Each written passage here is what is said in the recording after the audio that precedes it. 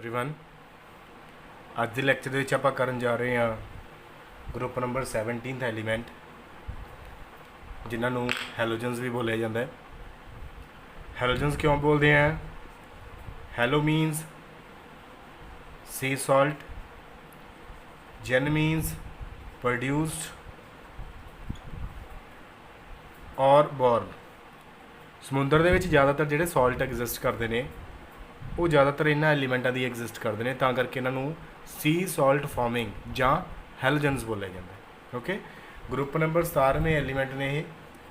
Group number 17ਵੇਂ ਦੇ elements ਨੂੰ ਅਗਰ ਆਪਾਂ ਲਿਖੀਏ ਤਾਂ ਪਹਿਲਾਂ ਹੁੰਦਾ ਫਲੋਰੀਨ, ਫਿਰ ਕਲੋਰੀਨ, ਫਿਰ ਬਰੋਮੀਨ, ਫਿਰ ਆਇਓਡੀਨ, ਫਿਰ ਐਟਸਟਾਈਨ। ਇਹ ਐਲੀਮੈਂਟਸ ਆਉਂਦੇ ਨੇ। ਜਿਹੜਾ ਇਹ ਵਾਲਾ ਐਲੀਮੈਂਟ ਹੈ ਰੇਡੀਓ ਐਕਟਿਵ ਹੈ, ਸ਼ਾਰਟ ਹਾਫ ਲਾਈਫ ਪੀਰੀਅਡ ਹੈ ਇਹਦਾ।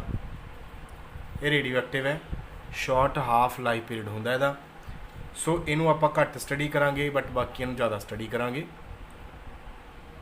ਜਿਹੜੇ ਹੈਲੋਜਨਸ ਨੇ ਇਹ ਜ਼ਿਆਦਾ ਰਿਐਕਟਿਵ ਐਲੀਮੈਂਟਸ ਨੇ। ਗਰੁੱਪ ਨੰਬਰ 1 ਤੇ 2 ਤੋਂ ਬਾਅਦ ਜਿਹੜੇ ਹੈਗੇ ਨੇ ਗਰੁੱਪ ਨੰਬਰ 17th ਇਹ ਜ਼ਿਆਦਾ ਰਿਐਕਟਿਵ ਐਲੀਮੈਂਟਸ ਨੇ। ਜਿਵੇਂ ਗਰੁੱਪ ਨੰਬਰ 1 2 ਉਹਦੇ ਵਿੱਚ ਜਿਹੜੀਆਂ ਪ੍ਰੋਪਰਟੀਜ਼ ਨੇ ਉਹ ਰੈਗੂਲਰਲੀ ਵੇਰੀ ਕਰਦੀਆਂ ਨੇ, ਸੇਮ ਹੀ ਇਸ ਗਰੁੱਪ ਦੇ ਵਿੱਚ ਵੀ ਜਿਹੜੀਆਂ ਪ੍ਰੋਪਰਟੀਜ਼ ਨੇ ਉਹ ਰੈਗੂਲਰਲੀ ਵੇਰੀ ਕਰਦੀਆਂ ਨੇ। ਸੋ ਤਾਂ ਕਰਕੇ ਇਹ ਜ਼ਿਆਦਾ ਇੰਪੋਰਟੈਂਟ ਨੇ।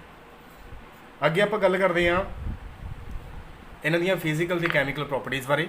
ਪਹਿਲਾਂ ਆਪਾਂ ਫਿਜ਼ੀਕਲ ਪ੍ਰੋਪਰਟੀਜ਼ ਡਿਸਕਸ ਕਰਦੇ ਹਾਂ। ਫਿਜ਼ੀਕਲ ਪ੍ਰੋਪਰਟੀ ਦੇ ਵਿੱਚ ਪਹਿਲਾਂ ਆ ਗਿਆ ਆਪਣਾ ਇਲੈਕਟ੍ਰੋਨਿਕ ਕਨਫੀਗਰੇਸ਼ਨ। ਪਹਿਲਾਂ ਆਪਾਂ ਐਲੀਮੈਂਟਸ ਲਿਖ ਲੈਂਦੇ ਹਾਂ, ਫਲੋਰੀਨ, ਕਲੋਰੀਨ, ਬਰੋਮੀਨ, ਆਇਓਡੀਨ, ਐਟਸਟਾਈਨ।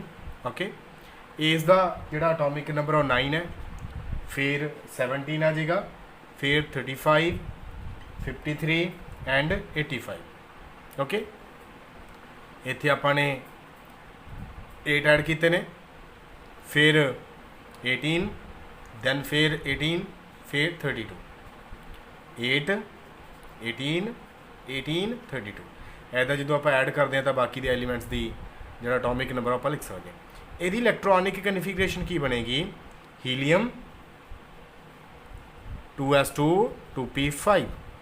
ਇਹਨਾਂ ਦੀ general electronic configuration ns2 np5 ਹੁੰਦੀ ਹੈ। ਸੋ ਇਹਨਾਂ ਦਾ ਜਿਹੜਾ ਇਲੈਕਟ੍ਰੋਨਿਕ ਕਨਫੀਗਰੇਸ਼ਨ ਜਦੋਂ ਆਪਾਂ ਲਿਖਾਂਗੇ ਤਾਂ ਲਾਸਟ ਸੈੱਲ 'ਚ 7 ਇਲੈਕਟ੍ਰੋਨ ਹੋਣਗੇ। ਇੱਥੇ ਆ ਗਿਆ ਨਿਓਨ, ਫਿਰ ਆਰਗਨ, ਫਿਰ ਕ੍ਰਿਪਟੋਨ, ਫਿਰ ਜ਼ੀਨੋਨ। ਓਕੇ, ਇੱਥੇ ਆ ਜਾਏਗਾ 3s2 3p5, ਫਿਰ ਆ ਜਾਏਗਾ ਆਪਣੇ ਕੋਲੇ 3d10 4s2 4p5, ਦੈਨ ਆ ਜਾਏਗਾ 4d10 5s2 5p5, ਇਸ ਤੋਂ ਬਾਅਦ ਆ ਜਾਏਗਾ 4f14 5d10 6s2 6p5। ਜਿਵੇਂ ਆਪਾਂ ਪਿਛਲੇ ਗਰੁੱਪ ਦੀ ਸਾਰੀ ਕਨਫੀਗਰੇਸ਼ਨ ਕੀਤੀ ਸੀ ਸੇਮ ਹੀ ਇਹ ਹੈ। ਉੱਥੇ ਆਪਾਂ ਲਾਸਟ ਸੈੱਲ 'ਚ ਪੀ 'ਚ 4 ਇਲੈਕਟ੍ਰੋਨ ਫਿਲ ਕੀਤੇ ਸੀ, ਇੱਥੇ ਆਪਾਂ 5 ਕਰ ਦਾਂਗੇ, ਬਾਕੀ ਸਾਰੀ ਕਨਫੀਗਰੇਸ਼ਨ ਸੇਮ ਰਹੇਗੀ। ਉੱਥੇ ਅਟੋਮਿਕ ਨੰਬਰ ਇਹਨਾਂ ਨਾਲੋਂ 1 ਘੱਟ ਸੀ, ਇੱਥੇ 1 ਵੱਧ ਹੈ। ਸੋ ਇੱਦਾਂ ਕਰਕੇ ਆਪਾਂ ਇਹ ਰਾਈਟ ਕਰ ਸਕਦੇ ਹਾਂ। ਸੈਕਿੰਡ ਪ੍ਰੋਪਰਟੀ ਹੈ physical property which is atomic number, sorry atomic radius ਔਰ ਆਇਨਿਕ ਰੇਡੀਅਸ। ਦੇਖੋ ਲੈਫਟ ਟੂ ਰਾਈਟ ਮੂਵ ਕਰਦੇ ਅਟੋਮਿਕ ਸਾਈਜ਼ ਘਟਦਾ ਹੈ।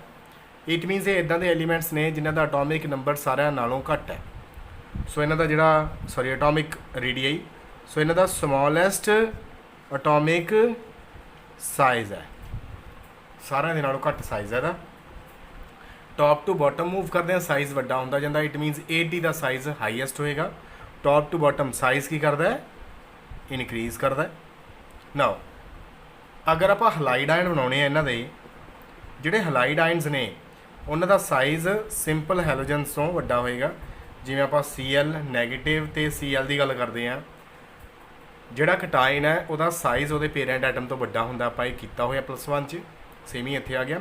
ਇਹ ਹਲਾਈਡ ਆਇਨ ਹੈ, ਇਹ ਹੈਲੋਜਨ ਹੈ। ਹਲਾਈਡ ਆਇਨ ਦਾ ਸਾਈਜ਼ ਹੈਲੋਜਨ ਐਟਮ ਤੋਂ ਵੱਡਾ ਹੁੰਦਾ ਕਿਉਂਕਿ ਇਹ 'ਚ ਇਲੈਕਟ੍ਰੋਨ ਜ਼ਿਆਦਾ ਨਹੀਂ ਤਾਂ ਸੈੱਲ ਐਕਸਪੈਂਡ ਕਰ ਜਾਂਦੇ ਨੇ। ਓਕੇ, ਤੇ ਐਟੋਮਿਕ ਤੇ ਆਇਨਿਕ ਰੇਡੀਆਈ ਹੋ ਗਿਆ। नेक्स्ट आ गया ionization energy. Next is third point है आयोनाइजेशन एनर्जी। आयोनाइजेशन एनर्जी होंगी है एटम के विचों इलैक्ट्रॉन रिमूव करने के लिए जी एनर्जी दी जाती है। जोड़े हैलोजनस ने इन्हों का स्मॉलेस्ट साइज़ है ਹੈਲੋਜਨ ਦਾ ਸਮੋਲੈਸਟ ਅਟੋਮਿਕ ਸਾਈਜ਼ ਹੈ ਜਾਂ ਇਕੱਲਾ ਸਾਈਜ਼ ਲਿਖ ਸਕਦੇ ਹੋ। ਦੈਟਸ ਵਾਈ ਇਹਦੇ ਵਿੱਚੋਂ ਇਲੈਕਟ੍ਰੋਨ ਰਿਮੂਵ ਕਰਨਾ ਡਿਫਿਕਲਟ ਹੋ ਗਿਆ। ਸੋ ਇਹਨਾਂ ਦੀ ਹਾਈ ਜਾਂ ਹਾਈਐਸਟ ਆਇਓਨਾਈਜੇਸ਼ਨ એનર્ਜੀ ਹੋਏਗੀ। ਅਗਰ ਆਪਾਂ ਟੌਪ ਟੂ ਬਾਟਮ ਮੂਵ ਕਰਦੇ ਹਾਂ ਤਾਂ ਜਿਹੜੀ ਆਇਓਨਾਈਜੇਸ਼ਨ એનર્ਜੀ ਹੈ ਉਹ ਕੀ ਕਰੇਗੀ, ਡਿਕਰੀਜ਼ ਕਰੇਗੀ, ਕਿਉਂਕਿ top to bottom size increase ਕਰਦਾ ਹੈ। Force of attraction between nucleus ਤੇ ਆਊਟਰਮੋਸਟ ਇਲੈਕਟ੍ਰੋਨ ਉਹ ਵੀ ਡਿਕਰੀਜ਼ ਕਰਦੀ ਹੈ ਤੇ ਐਟਮ 'ਚੋਂ ਇਲੈਕਟ੍ਰੋਨ ਰਿਮੂਵ ਕਰਨਾ ਸੌਖਾ ਹੁੰਦਾ ਜਾਂਦਾ ਹੈ। ਤਾਂ ਕਰਕੇ ਆਇਓਨਾਈਜੇਸ਼ਨ એનર્ਜੀ ਵੀ ਡਾਊਨ ਦਾ ਗਰੁੱਪ ਡਿਕਰੀਜ਼ ਕਰਦੀ ਹੈ। ਨਾਓ ਅੱਗੇ ਹੈਗਾ fourth point, melting point and boiling point. ਜਿਹੜੇ ਇਹ ਐਲੀਮੈਂਟਸ ਨੇ ਸਾਰੇ ਇਹ ਡਾਇਆਟੋਮਿਕ ਫਾਰਮ 'ਚ ਐਗਜ਼ਿਸਟ ਕਰਦੇ ਨੇ, ਰੂਮ ਟੈਂਪਰੇਚਰ 'ਤੇ ਇਹ ਗੈਸਿਸ ਹੁੰਦੇ ਨੇ। ਸੋ ਇਹਨਾਂ ਦਾ ਮੈਲਟਿੰਗ ਬੋਇਲਿੰਗ ਪੁਆਇੰਟ ਹਾਈ ਨਹੀਂ ਹੁੰਦਾ, ਮੈਲਟਿੰਗ ਬੋਇਲਿੰਗ ਪੁਆਇੰਟ ਲੋ ਹੁੰਦਾ। ਪਰ ਟੌਪ ਟੂ ਬਾਟਮ ਮੂਵ ਕਰਦੇ ਜਿਹੜਾ ਮੈਲਟਿੰਗ ਬੋਇਲਿੰਗ ਪੁਆਇੰਟ ਆ ਉਹ ਇਨਕਰੀਜ਼ ਕਰਦਾ ਹੈ, ਕਿਉਂਕਿ ਮੈਂ ਤੁਹਾਨੂੰ ਦੱਸਿਆ ਸੀ ਮੈਲਟਿੰਗ ਐਂਡ ਬੋਇਲਿੰਗ ਪੁਆਇੰਟ ਕਾਹਦੇ ਉੱਪਰ ਡਿਪੈਂਡ ਕਰਦਾ ਹੈ, ਓਨਲੀ ਡਿਪੈਂਡਸ ਅਪॉन ਫੋਰਸਸ ਦੇ ਉੱਪਰ ਡਿਪੈਂਡ ਕਰਦਾ ਹੈ। ਜਿੰਨੀਆਂ ਫੋਰਸਸ ਸਟਰੋਂਗ ਹੋਣਗੀਆਂ ਉਹਨਾਂ ਦਾ ਮੈਲਟਿੰਗ ਬੋਇਲਿੰਗ ਪੁਆਇੰਟ ਵੀ ਜ਼ਿਆਦਾ ਹੋਏਗਾ, ਜਿੰਨੀਆਂ forces weak melting boiling point ਉਨਾ ਘੱਟ। ਟੌਪ ਟੂ ਬਾਟਮ ਸਾਈਜ਼ ਵੱਧਦਾ ਜਿਹਦੇ ਕਰਕੇ van der Waals force of attractions increase ਕਰਦੀਆਂ ਨੇ। ਸੋ ਸਾਈਜ਼ ਇਨਕਰੀਜ਼ ਹੋ ਗਿਆ, ਸਰਫੇਸ ਏਰੀਆ ਇਨਕਰੀਜ਼ ਹੋ ਗਿਆ, ਦੈਟਸ ਵਾਈ ਜਿਹੜਾ ਮੈਲਟਿੰਗ ਬੋਇਲਿੰਗ ਪੁਆਇੰਟ ਉਹ ਵੀ ਜ਼ਿਆਦਾ ਆ ਗਿਆ। ਫਿਫਥ ਹੈ electron gain energy.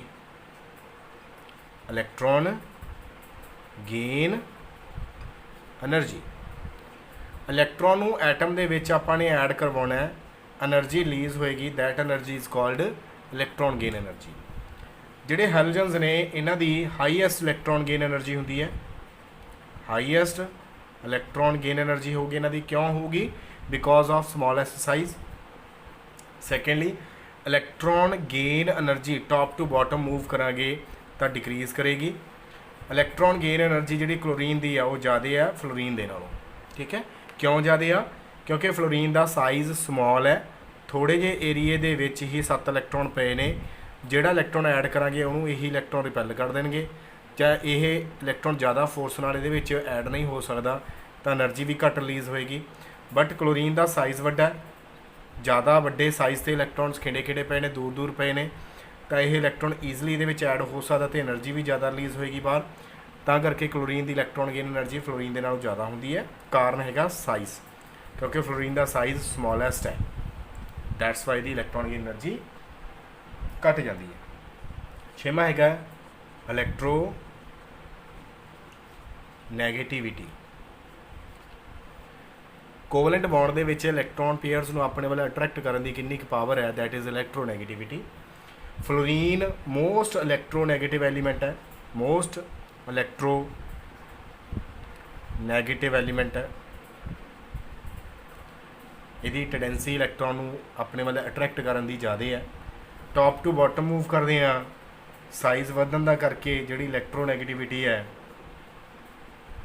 Electro negativity ਉਹ ਡਿਕਰੀਜ਼ ਕਰਦੀ ਹੈ, ਕਿਉਂਕਿ ਸਾਈਜ਼ ਵੱਧ ਹੈ ਤਾਂ ਇਲੈਕਟ੍ਰੋਨ ਨੂੰ ਆਪਣੇ ਵੱਲ ਅਟਰੈਕਟ ਕਰਕੇ ਰੱਖਣ ਦੀ ਪਾਵਰ ਵੀ ਘਟਦੀ ਹੈ। ਫਲੋਰੀਨ ਕੀ ਹੋ ਗਿਆ? ਸਾਰਿਆਂ ਨਾਲੋਂ ਵੱਧ ਇਲੈਕਟ੍ਰੋ ਨੈਗੇਟਿਵਿਟੀ। ਨੈਕਸਟ ਆ ਗਿਆ metallic and non metallic character.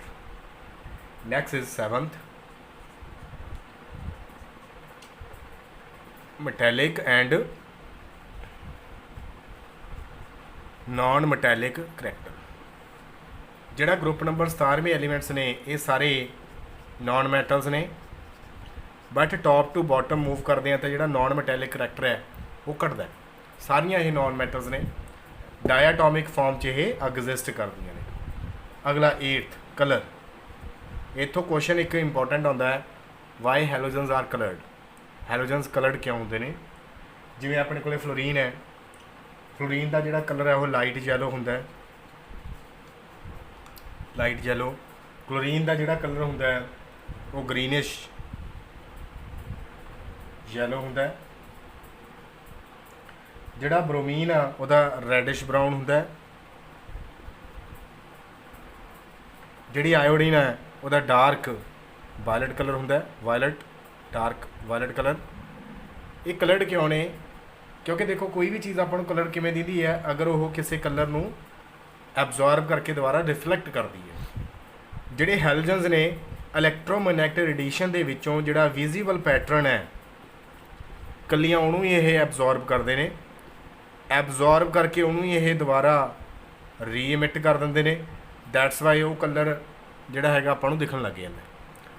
ਤਾਂ ਜਿਹੜੇ ਹੈਲੋਜਨਸ ਨੇ ਉਹ ਵਾਈਟ ਕਲਰ ਪੈਟਰਨ ਨੂੰ ਐਬਜ਼ੌਰਬ ਕਰਕੇ ਦੁਬਾਰਾ ਰੀਇਮਿਟ ਕਰਦੇ ਨੇ, ਤਾਂ ਕਰਕੇ ਇਹ ਆਪਾਂ ਨੂੰ ਕਲਰਫੁਲ ਦਿਖਦੇ ਨੇ। ਕਲਰ ਇਹਨਾਂ ਦਾ ਕਿਉਂ ਹੁੰਦਾ? ਕਿਉਂਕਿ ਇਹ ਕਲਰਫੁਲ ਲਾਈਟ ਨੂੰ ਐਬਜ਼ੌਰਬ ਕਰਕੇ ਅਮਿਟ ਕਰ ਰਹੇ ਨੇ। ਠੀਕ ਹੈ ਜੀ।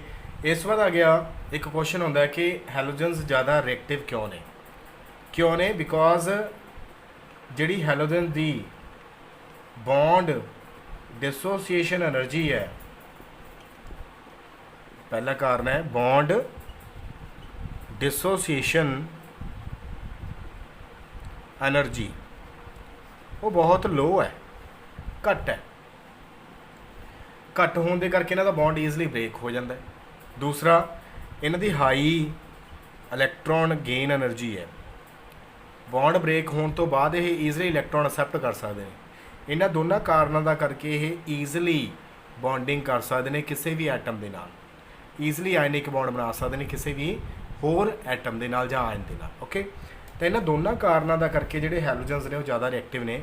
ਇਹਨਾਂ ਦੀ ਜਿਹੜੀ ਬੌਂਡ ਨੂੰ ਬ੍ਰੇਕ ਕਰਨ ਦੀ એનર્ਜੀ ਉਹ ਘੱਟ ਚਾਹੀਦੀ ਹੈ ਆਪਾਂ ਨੂੰ, ਬੌਂਡ ਵੀਕ ਬਣਦੇ ਨੇ ਇਹਨਾਂ ਦੇ ਵਿੱਚ, ਤੇ ਇਹਨਾਂ ਦੀ ਇਲੈਕਟ੍ਰੋਨ ਗੇਨ એનર્ਜੀ ਹਾਈ ਹੈ। ਬੌਂਡ ਬ੍ਰੇਕ ਕਰਨ ਤੋਂ ਬਾਅਦ ਇਹ ਈਜ਼ਲੀ ਇਲੈਕਟ੍ਰੋਨ ਅਸੈਪਟ ਕਰ ਸਕਦੇ ਨੇ, ਤਾਂ ਕਰਕੇ ਇਹਨਾਂ ਦੀ ਜਿਹੜੀ ਰਿਐਕਟਿਵਿਟੀ ਹੈ ਉਹ ਜ਼ਿਆਦਾ ਹੁੰਦੀ ਹੈ। ਨਾ ਅੱਗੇ ਆਪਾਂ ਗੱਲ ਕਰਦੇ ਹਾਂ ਇਹਨਾਂ ਦੀ ਆਕਸੀਡੇਸ਼ਨ ਸਟੇਟ ਦੀ। ਆਕਸੀਡੇਸ਼ਨ ਸਟੇਟ ਇਹਨਾਂ ਦੀ ਜਨਰਲ ਇਲੈਕਟ੍ਰੋਨਿਕ ਕਨਫੀਗਰੇਸ਼ਨ N(S2)Np5 ਹੈ। ਇਟ ਮੀਨਸ ਇਹ ਇੱਕ ਇਲੈਕਟ੍ਰੋਨ ਅਸੈਪਟ ਕਰ ਸਕਦੇ ਨੇ। ਸੋ ਇਹਨਾਂ ਦੀ -1 ਸਟੇਟ ਐਗਜ਼ਿਸਟ ਕਰੂਗੀ ਸਾਰਿਆਂ ਦੀ। ਇਸ ਤੋਂ ਇਲਾਵਾ +1 ਸਟੇਟ ਵੀ ਐਗਜ਼ਿਸਟ ਕਰਦੀ ਹੈ। ਠੀਕ ਹੈ ਜੀ। ਕੋਈ ਵੀ ਜਿਹਦੇ ਕੋਲ ਇਲੈਕਟ੍ਰੋਨ ਜ਼ਿਆਦਾ ਨੇ, ਕੋਈ ਵੀ ਆਈਟਮ ਜਾਂ ਗਰੁੱਪ ਆਫ ਐਟਮ ਇੱਥੇ ਇਲੈਕਟ੍ਰੋਨ ਸ਼ੇਅਰ ਕਰ ਸਕਦਾ, ਇਟ ਮੀਨਸ +1 ਸਟੇਟ ਐਗਜ਼ਿਸਟ ਕਰ ਸਕਦੀ ਹੈ। ਓਕੇ, ਇਹ ਤਾਂ ਫਲੋਰੀਨ ਦੇ ਲਈ ਸੀ। ਅੱਗੇ ਅਗਰ ਆਪਣੇ ਕੋਲ ਕਲੋਰੀਨ ਹੈ, ਕਲੋਰੀਨ ਦੇ ਵਿੱਚ ਕੀ ਹੈ? ਵੇਕੈਂਟ ਡੀ ਆਰਬਿਟਲਸ ਨੇ। +1 ਤਾਂ ਉਹ ਸ਼ੋਅ ਕਰੂਗਾ ਹੀ ਕਰੂਗਾ। ਜੇ ਇੱਕ ਇਲੈਕਟ੍ਰੋਨ ਨੂੰ ਅੱਗੇ ਪ੍ਰਮੋਟ ਕਰ ਦਾਂਗੇ ਤਾਂ +3 ਸਟੇਟ ਹੋ ਗਈ ਉਹਦੀ। ਜੇ ਇਹਨੂੰ ਵੀ ਆਪਾਂ ਅੱਗੇ ਪ੍ਰਮੋਟ ਕਰ ਦਾਂਗੇ ਤਾਂ 5 ਹੋ ਗਏ, +5 ਸਟੇਟ ਹੋ ਗਈ। ਇਹਨੂੰ ਵੀ ਅੱਗੇ ਪ੍ਰਮੋਟ ਕਰ ਦਾਂਗੇ ਤਾਂ +7 ਹੋ ਗਈ। ਇਟ ਮੀਨਸ -1 ਸਟੇਟ ਤਾਂ ਸਾਰੇ ਸ਼ੋਅ ਕਰਦੇ ਨੇ। ਜਿਹੜਾ ਫਲੋਰੀਨ ਆ ਉਹ +1 ਵੀ ਸ਼ੋਅ ਕਰਦਾ ਹੈ। ਠੀਕ ਹੈ। ਇਸ ਤੋਂ ਇਲਾਵਾ ਜਿਹੜੇ ਬਾਕੀ ਐਲੀਮੈਂਟਸ ਨੇ -1 ਵੀ ਸ਼ੋਅ ਕਰਨਗੇ, +1 +3 +5 +7, ਇਹ ਸਾਰੀਆਂ ਸਟੇਟਸ ਨੂੰ ਇਹ ਸ਼ੋਅ ਕਰਦੇ ਨੇ। ਸੋ ਇਹਨਾਂ ਦੀ ਆਕਸੀਡੇਸ਼ਨ ਸਟੇਟ ਬਾਰੇ ਆਪਾਂ ਨੇ ਪੜ੍ਹਦੇ ਹਾਂ। ਤੋ ਅੱਜ ਦੇ ਟੌਪਿਕ ਦੇ ਵਿੱਚ ਸਿਰਫ ਇੰਨਾ ਕੀ ਸੀਗਾ। ਅੱਗੇ ਆਪਾਂ ਫਿਰ ਅਗਲੇ ਲੈਕਚਰ ਦੇ ਵਿੱਚ ਕਰਾਂਗੇ ਹਾਈਡਰਾਈਡਸ ਕਰਨੇ ਨੇ, ਫਿਰ ਆਕਸਾਈਡਸ ਕਰਨੇ ਨੇ, ਫਿਰ ਆਪਾਂ ਇਹਦੇ ਇੰਪੋਰਟੈਂਟ ਕੰਪਾਊਂਡਸ ਕਰਕੇ ਇਹਨੂੰ ਖਤਮ ਕਰ ਦਾਂਗੇ। Take care, bye.